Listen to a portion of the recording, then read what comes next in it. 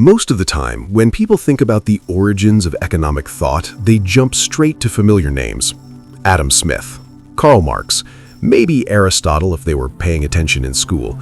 But there's a quieter truth hiding deep in the medieval world, a truth Western history rarely teaches and almost never emphasizes.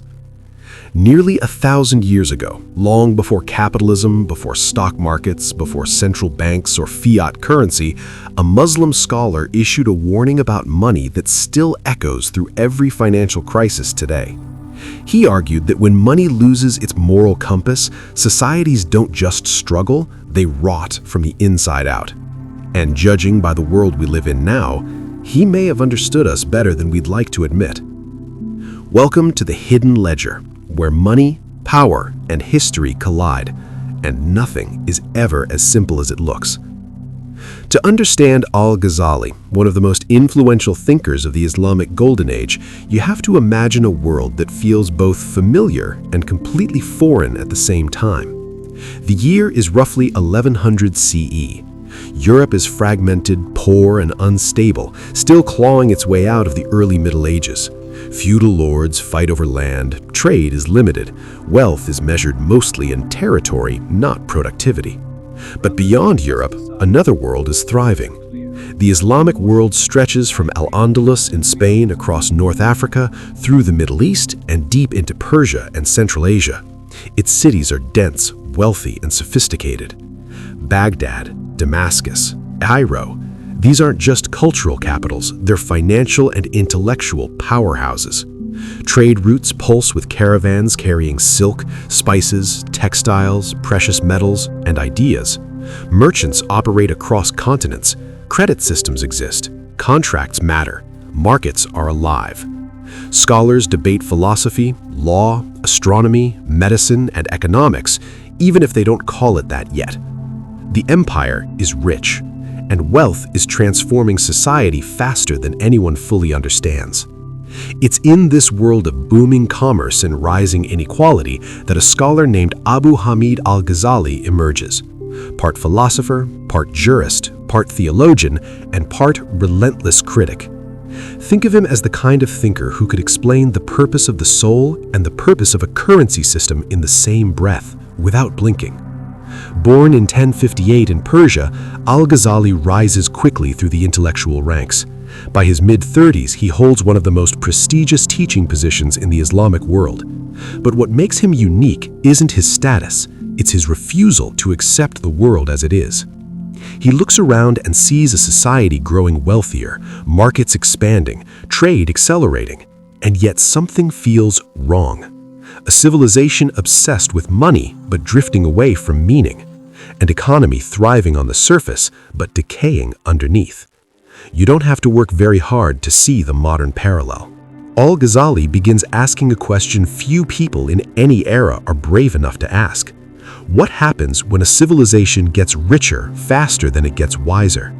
To answer that, he turns his attention to something most thinkers avoid examining too closely: money itself. This is where Al-Ghazali surprises modern Western audiences.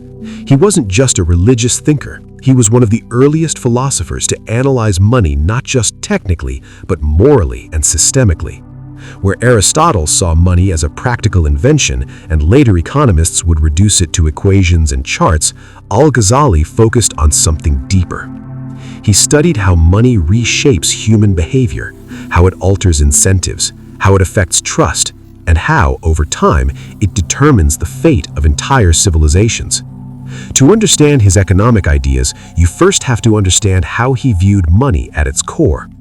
For Al-Ghazali, money was never meant to be worshipped. It wasn't meant to be hoarded. It wasn't meant to signal status. It wasn't meant to replace purpose. Money was a tool, nothing more, a facilitator of exchange. He compared money to a mirror. A mirror has no value on its own. Its worth comes from what it reflects. Money works the same way. Its power isn't in gold or silver itself. It's in what money allows people to trade, build, and cooperate to create. Modern economists like to claim this insight as their own. Al-Ghazali wrote it down in the 11th century, when much of Europe still measured wealth in land or loot. From this foundation emerges one of his most powerful ideas: hoarded money is dead money. To Al-Ghazali, wealth locked away in chests, hidden in rooms, or buried in courtyards wasn't just wasteful, it was dangerous. Idle wealth doesn't circulate, it doesn't employ workers, it doesn't fund trade, it doesn't support families, it chokes the economy. He described hoarding as freezing the bloodstream of society, a phrase that could appear word for word in any modern critique of extreme inequality. But Al-Ghazali wasn't simply condemning greed, his argument was structural.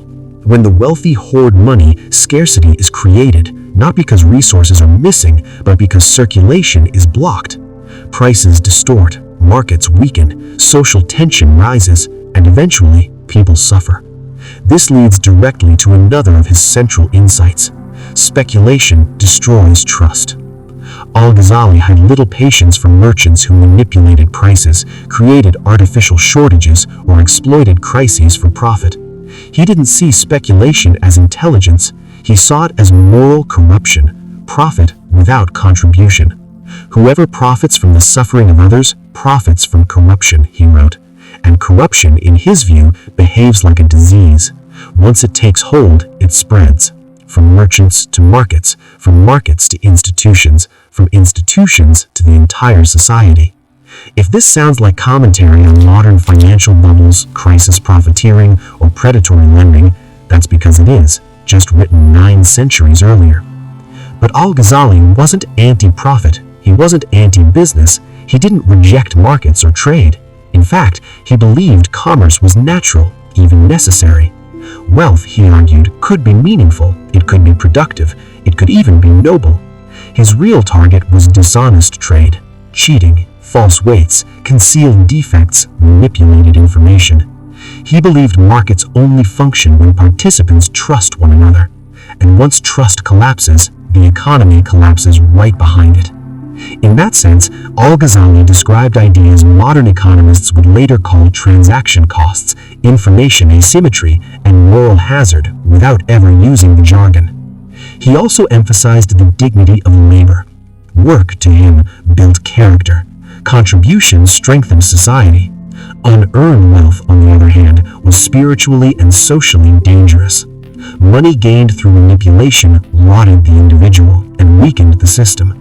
Societies grow strong when people contribute. They grow weak when people exploit. But Al-Ghazali didn't limit his criticism to individuals. He delivered one of the earliest and sharpest critiques of state manipulation of currency.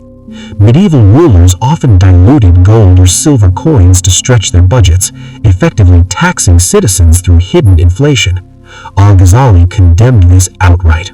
To him, debasing currency wasn't policy, it was theft. It punished the poor, it eroded trust, it destabilized markets from the top down. He believed the state had a role in protecting fair markets, but not manipulating them for short-term gain. Unjust rulers, he warned, destroy prosperity faster than any foreign enemy. And once again, the modern parallel speaks for itself. Al-Ghazali didn't form these ideas in isolation. He observed real states behaving badly. Political fragmentation, reckless taxation, currency manipulation, borrowing without accountability. And every time rulers felt their grip weakening, they reached for the economy first. His conclusion was simple and brutal. A society can survive poverty. It cannot survive corruption. Economic collapse isn't about running out of money. It's about running out of trust. Trust is the invisible glue behind every transaction, every contract, every currency, and every institution. Once that trust erodes, even the wealthiest nation becomes fragile. Al-Ghazali predicted something else that history would later confirm. When states manipulate money too often, people abandon it. They flee to stronger currencies. 1,000 years later, the same pattern appears in Weimar Germany, Zimbabwe, Venezuela, and Argentina, and every place where belief in money collapses. Because money is not just paper or metal, it's belief. And once belief disappears, the system fails. Al-Ghazali understood human nature deeply. People hoard out of fear, speculate out of greed, cheat when they think no one is watching, And when exploitation becomes normal, collapse is already underway. You cannot fix an economy without fixing incentives. Laws matter, markets matter, but behind them are people, driven by fear, desire, ambition, and shortcuts. Wealth without responsibility isn't just immoral, it's unstable. Civilizations rise on balance. They fall when that balance snaps. And that brings us to today, a world of record debt, speculative excess, institutional distrust, growing inequality. Al-Ghazali's insights feel less like medieval philosophy and more like a diagnosis of the modern economy. Economies don't collapse because math fails. They collapse because trust does. Money is not mechanical, it is moral. And when the moral framework collapses, the financial system follows. That's the lesson hidden in history. And that's why understanding it isn't just education, it's protection. Because history doesn't repeat. But if you don't understand it, it will crush you all the same. This is the hidden ledger, and history always leaves clues.